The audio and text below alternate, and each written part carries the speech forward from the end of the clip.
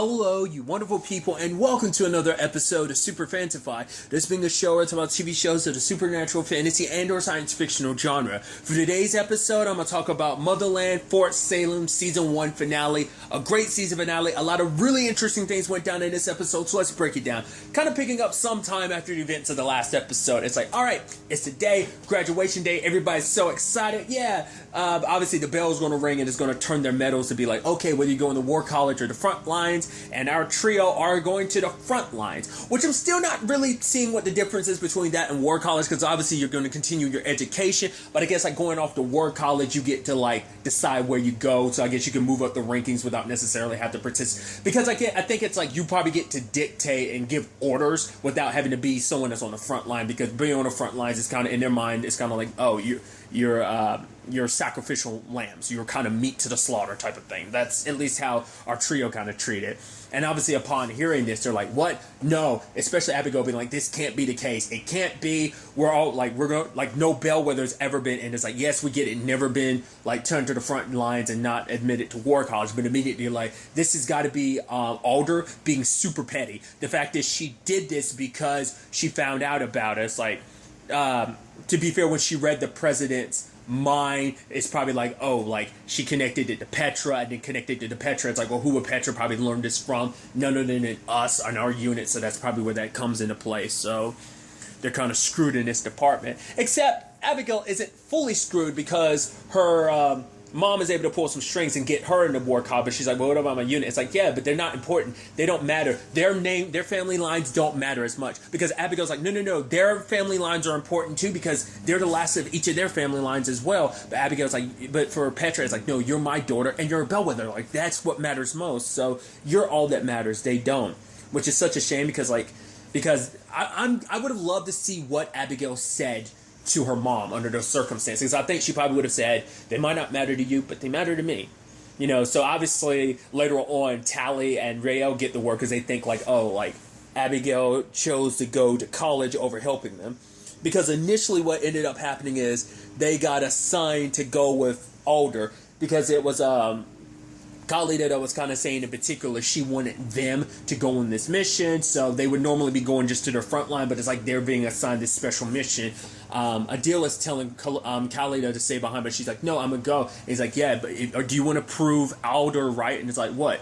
Of you being arrogant. So just stay behind, because you are the strongest of our line that's left, and if something happens to you, it's all over. Like, you know, so it's like you need to stay behind and be safe.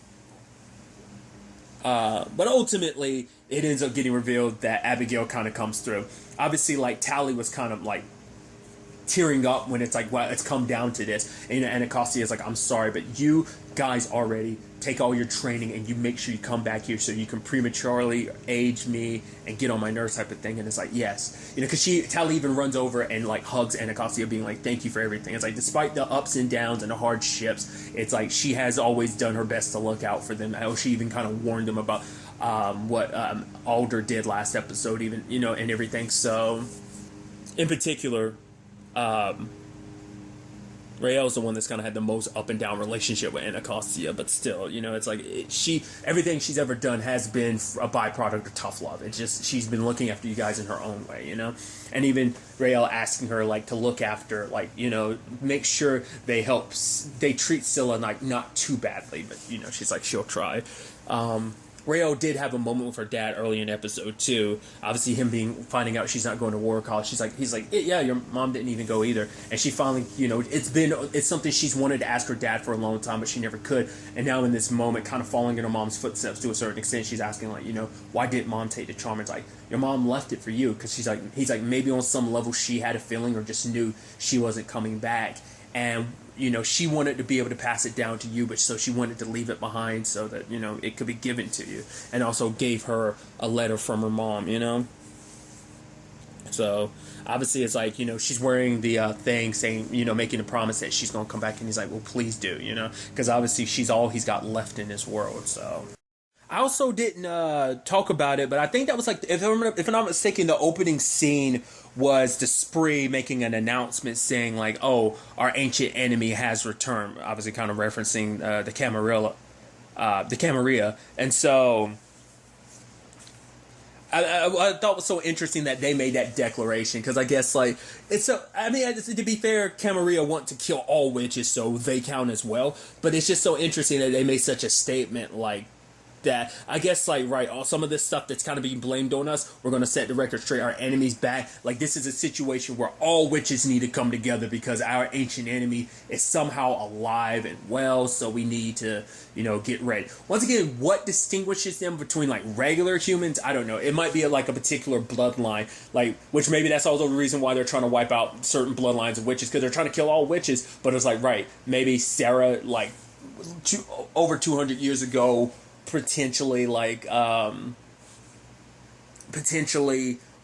a lot of their bloodlines with the exception of some, so maybe that's why, like, they're trying to, like, return the favor after all these years, because it makes you wonder why now of all time, like, because she didn't know they were still out and about now, like, why now of all times did they kind of finally return to the surface, like, why they've come out of the shadows now of all time. Maybe this is the perfect time to strike. Maybe there's other contributing factors we're not aware of yet, but still. It's just something kind of interesting to think about. Obviously, they're going on this mission. Obviously, Rael reads the letter from her mom, and her mom saying, like, I left the pendant with your dad, so because you're going to need it. Obviously, like, with everything coming up, you're going to need it more than I am. So, but know that no matter what happens to you, I'm always watching. Kind of like I'm always by your side thing. So I thought that was kind of a sweet moment.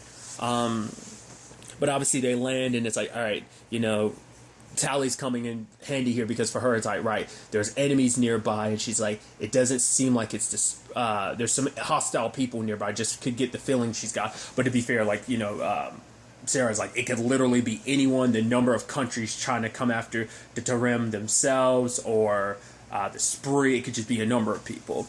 But obviously, like, Sarah sits down with him. It's like, I think we have to clear the air. It's like, oh yeah, about you having us murder civilians, or the fact is that you did all this shady stuff. And it's like, for her, it's like, you're young and naive. I've been around for a long time, so I'm not going to explain myself to you. But she is like, we need to kind of trust each other. And you might not believe me, but after everything that I've been through, all I've ever done, yes, I've done stuff that, there's been sacrifices made. I've had to make the hard choices, which to them they counter by being like, yeah, you made the hard choices, but it's never you that has to pay the price, it's other people, but it's like, right. But for her, it's like, I would never regret any of the choices I made, because though, no matter what, they were always done with the best of intention. I was trying to do the right thing. I was trying to make a better world, and it's kind of like, they don't get any easier. And then it's like, Abigail adds, like, right, my mom said, if they do get easy, that's when you walk away. She's like, me and your mom don't agree on a lot, Abigail, but that's the one thing we do agree on.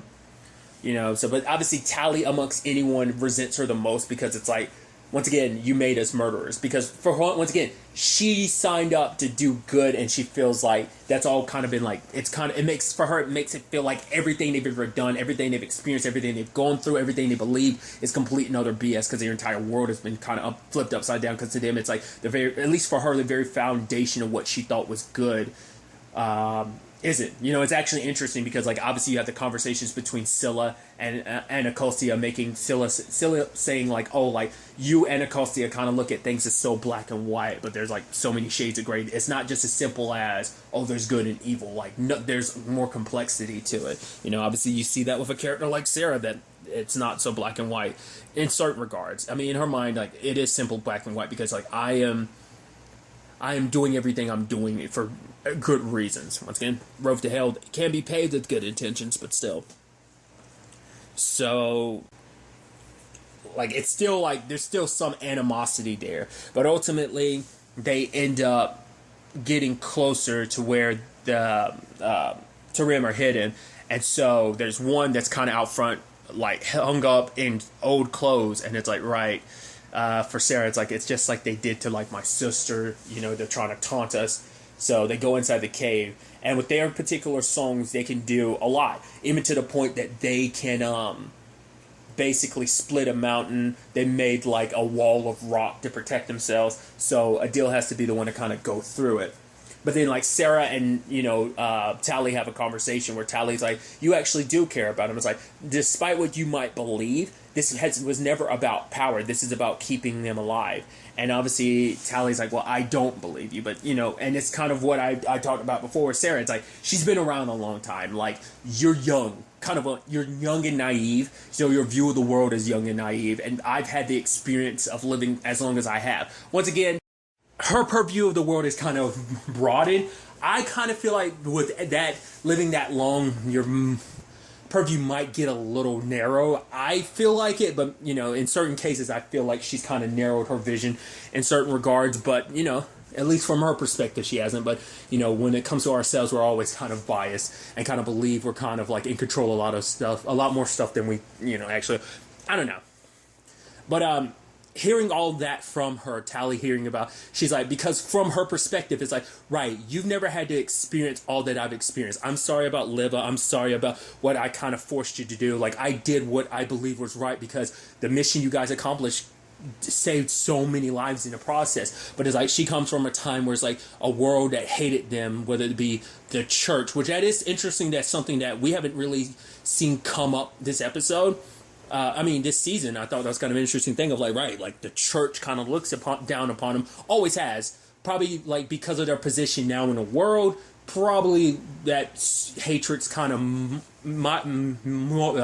what's the word I'm trying to say, mold over a little bit, but still, like obviously the Camarilla, it's like we were stoned, we were burned. I saw friends and family killed like that, so it is a thing of, you still haven't kind of seen the world for what it is. You've gotten a taste, but even then, it's like you're still young in the age. But it is a thing of, this was never about power. The fact is, these people, their songs will be lost to time. And it's like, for her, it's a reminder of what she's lost, because there's so many voices that will forever be lost to time because of people killing them out of hatred, hating them for what they are. And she doesn't want, learning their songs will be able to give her an opportunity to make this a better, safer world. So kind of hearing that perspective, I think it subsided some of Tally's issues.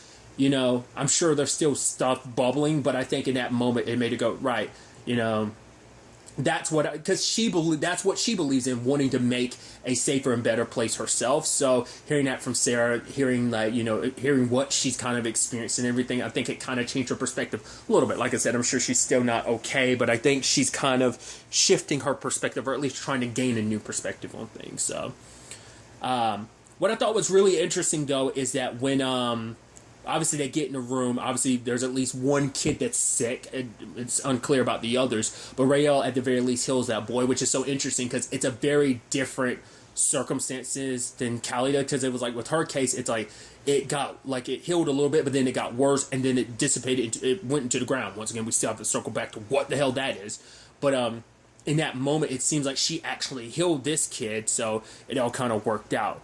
But then, obviously, they are surrounded by the Camarilla, and who burned some of their pilots. And that situation ended up being really interesting because I was like, could we find out? Like, I was like, okay, so do they have powers or something? It's like, no, because it's like, right, this doesn't look like our work, which that's something else referred to magic as work. I don't remember what, though. I feel like there's some other show or something that referred to magic as work. Because once again, I brought up like an early review of like, oh, it's interesting. I kept saying magic, but I was like, they don't actually use the word magic. Because I guess like the reason why that is because it's not traditional magic, or what you think of as a witch anyway. So that's why they're probably not using like a traditional term like magic. So that was kind of, it's like, this isn't our work, nor is this the Sprees. Interestingly enough, they are humans who are just well equipped to kill. Like I said, I think they're basically a bloodline of like witch finders and hunters. And basically, they've used technology to make, to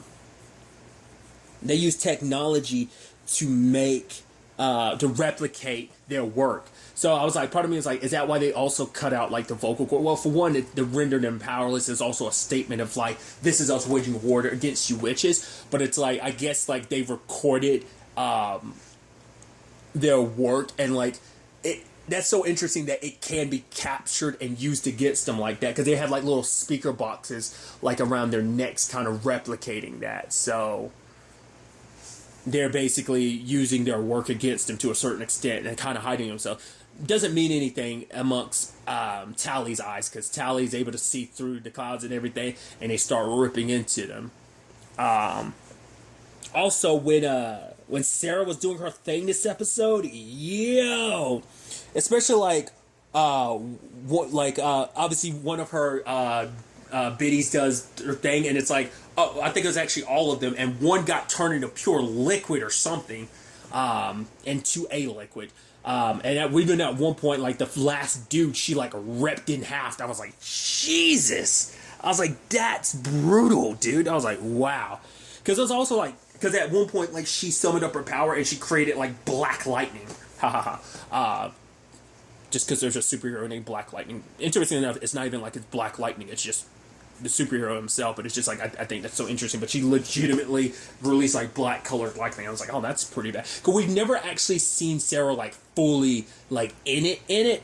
So like it was actually kind of really interesting to kind of see like her capabilities. Once again, like songs and vocals are very unique to different people. They're a rare kind. So like I'm sure she can do stuff that not everyone can. Like I'm sure she's like, because obviously like everyone can fall into different categories, a fixer, a knower, or I'm assuming she's a blaster, but you would almost think as powerful and as old as Sarah is, you would assume like she'd kind of have a little bit of everything, but I'm assuming not. I guess like her forte is, her magic is kind of more on the blaster side, kind of like natural like storms type of thing, because that's kind of connected to the weather, so she's more of a blaster, which kind of makes sense. She's kind of the heavy hitter, but obviously it's like, right, they got to get on a plane and get out of here. They can't let the Camarilla surround them. So in that moment, they get back on the plane, and that little boy, I'm like, why the hell that little boy got off? I was like, what are you doing? But I guess it's like, right, this is their home. He didn't want to leave it. He was scared, and he's like, I don't want to leave my home. I don't want to get on this thing. Because to be fair, they're kind of told and raised to kind of be scared of the bats, because the helicopters, because like the bats are kind of a signal of what's to come. But Rael gets off and tries to go after her. I actually kind of skipped over it before, like, can't talk about the very important point of, like, Sarah, like, before she ripped that dude in half with her strike. Like, obviously, maybe one or two of her biddies, like, one might have gotten injured, one of them definitely died. And in that moment, it's like because also, no, it was definitely two, because one got slashed and another one got poisoned. So I wonder like what poison it is. Maybe it's connected to the mushrooms and stuff like that, because like it's fast acting, whatever it is. Because they had brought that up earlier in the season, like, oh, whatever this stuff is, it might be human made. We see that might be the case, but it might be born from like those mushrooms or something. But in this particular, I don't know, like, they've never really dived into, like, what exactly that thing is, but once again, it seems like it's kind of living in its own right. I don't know, maybe that's a form of work, or that they've kind of weaponized, or something, I don't know. But one of her biddies kind of dies from it, but Tally ends up giving herself over, ironically. I won't lie to you, I did kind of get spoiled in it a little bit, just because I was looking up the episode titles for, like, so I can get the episode titles from when I'm uploading my reviews and stuff, and I accidentally read the description of an episode, and it's like, oh, Tally adjusting to her life as a biddy, and it was like, oh, this is the season 2, episode 1 description, damn, because like it automatically went to season 2 rather than starting with season 1, even though season 2 isn't out yet. But I guess like titles and descriptions have already kind of gotten released or out there, yada yada yada, so forth. It's not really that important, but I knew about Tally. I was wondering, like, were they going to get a different actress to play an older version of her, like they did before, but like with Devin, but it's like, no, they just like used like older makeup with Tally, which makes me think there might be some reversing that in the future. Maybe, maybe not. I don't know. I just thought that was so interesting. I guess because with the Devin thing, it's like, here's a character you don't really know, but this is Tally. We come to know her one way, and I think maybe in their own right, it'd be like, it'd be kind of messed up if we just kind of replace her with a different actress and she's just not on screen. Maybe that's the justification for whatever the case may be. It's, it's their decision making. It's not like it matters either way. It's just, I thought that was kind of interesting. Because at first I was wondering, is she just going to, like, maybe is going to... It's like, no, because I was like, every time it happens, like, every time someone becomes her biddy, they immediately age. Because at first I was like, is she going to stay like that for... Oh, nope, she's aging. Never mind. So that's kind of an important detail. Once again, the irony behind it, like, she was the one the most against Sarah for a bit. But like I said, maybe Sarah talking to her before actually kind of changed her mind. You know, it's like for her, it's like, I didn't know what else to do. Because also it's like helping Sarah stay alive would make sure that the rest of her sisters would stay alive. They did all survive. So it kind of worked out in that regard as well. So I think that she's like, I didn't know what to do. And you're like, no, you did a great job, Tally. It's all good. Don't worry about it. So there's that. Then there's the whole situation with, once again, the little boy. Rael goes after him, gives him the lucky charm so he could focus and get back up there. Obviously, Abigail gets off to kind of lead him back, and then sadly Rael gets stabbed. But you have Abigail like sending him flying back, and in that moment she's obviously trying to help, like, you know, link up with her, but Rael's like, don't do that, like, you have to unlink from us or you're gonna die. But she's like, shut up, you shipper, like, I'm not leaving you behind. Once again, the irony behind it, just the beautiful where their story has ended up, considering like she couldn't stand Rael couldn't stand her, and like here they are like fighting, and you know, Abigail even going as far as sacrificing herself for her friend, her sister, you know. So they kind of have to leave them behind. But in that moment, it's like, you know, Rael's like, always got to be the hero, huh, Abigail, Belle, whether. And in that moment, their hands are touching, and then something erupts. It looks like the same stuff that was poisoning the others. I don't know. At that moment, you're like, okay, it's got to be Rael, because like obviously she is very special in some regards. So like, I don't know whether it's her connection in that moment that made her want to protect Abigail. Maybe it's just being on death's door, like, unlocked this potential in her, but it like erupts up and consumes everyone and everything, and you're like, what is that? Like, is that her taking control of that? Is it just like the natural manifestation of her powers? Is she, because even like, you know, like Tally was like, what was that? And Sarah's like, I don't know. If she doesn't know what the hell that is, it's like, that's got to be something super duper rare. So that must be like something unknown. If Sarah's like, I've never seen anything like that. The woman who's been around over 300 years hasn't seen it. That's some next level stuff. And even then later on, we see like Rael and Abigail walking, and it's like, it's basically, if I'm not mistaken, they were walking in the middle of water, right? And they were just like, they were like evaporating everything around them. So that's interesting. I mean, I guess it also makes sense because they are linked, so Rael is naturally doing it, but because Abigail's touching her too, I think it's amplifying it. It wouldn't be as big if they weren't joined together, at least I don't think, you know, so it makes you wonder, would there be any ramifications of them unlinking right now in the state that they're in. Whatever case may be, we just see them walking, and it's just like everything is just kind of dissipating around them, like, it's like a circle. They've literally got like a circle of death around them, it seems like. So that was interesting. Like, all the while this is all happening, and Acosta and the whole, you know, Scylla situation was going on, where Scylla, you know, is kind of getting to Acosta, you know, like I brought up earlier about, like, you know, things not being so black and white. And so she actually reaches out to Scylla, and it's like, brings her a picture of her family, and like wants to go understand their story. Basically, her parents were Dodgers, and obviously I went to school and everything. We were just kind of, we were very good at hiding. But then one day the military police found us, and they killed my parents. You know, my parents surrendered, but they killed them anyway just to make an example, which is like harsh.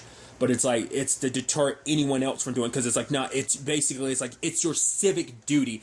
It's your witch duty to not dodge, you know, so that's a whole thing. Like, it's kind of written in there, it's the law and everything. It's like, so, you know, but obviously Acosta opens up about her parents dying too. It's like, they died on an icy road. It's like, yeah, but why didn't they? Because witches, they're told not to use their work unless, they're not supposed to do any work unless it's in like military operations type of thing. So my mom, she's like, my parents were very by the book in that regard, so they didn't use their work to save themselves under those circumstances. But for her, it's like, she's had multiple moms, one of them being older, but it still doesn't replace the fact is she won her own mom back, like everyone, you know. And obviously, you know, Scylla's like, I said that, you know, honestly, we are a lot more similar than I kind of gave us credit for. So she's like, actually, thank you, because you are the only one who's ever been this kind to me. She's like, yeah, sure. And ends up leaving. But then ultimately she comes back and is like, oh, I'm gonna let you out of here. You just gotta make it look good and you'll be able to escape and everything. And because for her, it's like, I'm not going to let you die. Like, because it is going to be pretty bad where you're going to go. So I'm going to give you a chance to escape. Because I know there is good and you kind of just, like, give into that good.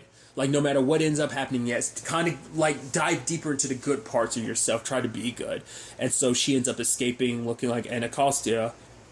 And then she finds her way to, some spree headquarters. And lo and behold, who's outside, like, running nearby. It's like, and Acosta was like, so, it makes you wonder at what point in time did she give up the plan of, like, right, did she let anyone know what her strategy was going to be? Was that a decision she made on her own? I would assume. I don't know.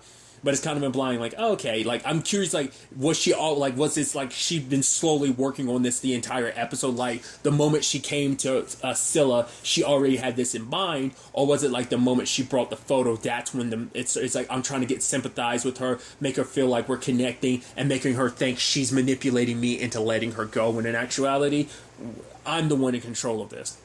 Because she did lead her immediately to, like, potentially spree headquarters. And there, she sees some woman, and I'm like, it's going to be Rael's mom. Because I might have mentioned that in a previous review. I was like, I have a feeling like her mom is still alive, potentially, and like behind all this. And lo and behold, that's why I wasn't surprised. But what was interesting, though, is she's like, oh, I bet you're hungry, but I told you to bring my daughter. And then, like, in that moment, Scylla's almost like, wait, what? Because I guess she didn't know. Like, she knows she was given orders to bring Rael, but she thought it was just, because Rael's powerful. It's that, but also because it's like, oh, her mom's still alive, which begs the question, whose body did they? Because that's the thing. Like, maybe you can disguise dead bodies or something like that. Well, to be fair, what did she say? She said the remnants of her mom's body. Like, how they figured out it was remnants of her body, who knows? Maybe she left some DNA behind. Like, what was left of her mom, it's all she was saying. So, not unless she left a part of herself behind, and then, like, when she left, got it fixed. Like, say, like, she left behind an arm or something. Maybe I don't know if they could go that far as, like, because there's limits to how much a fixer can actually fix. So it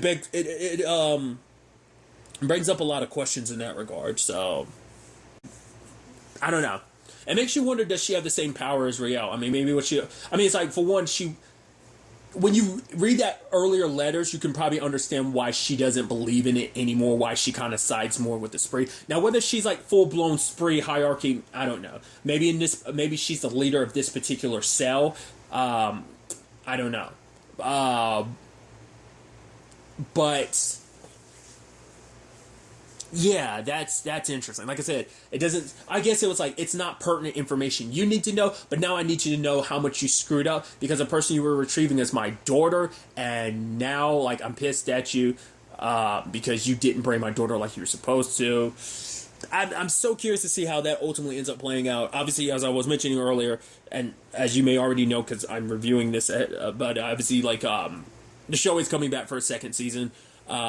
It actually airs in less than 3 weeks, specifically 19 days from the time of me recording this. This should go up today, so it's still 19 days. I'm excited to see what season 2. I'm not going to watch the trailer. It is out there, but I'm deciding not. I think when I was doing the watch list, I think it was only a teaser trailer.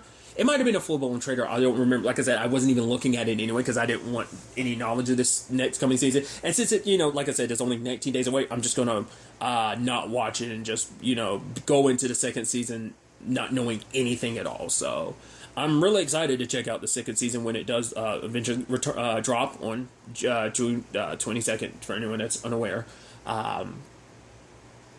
Especially with where those storylines kind of end off. It's like, what that...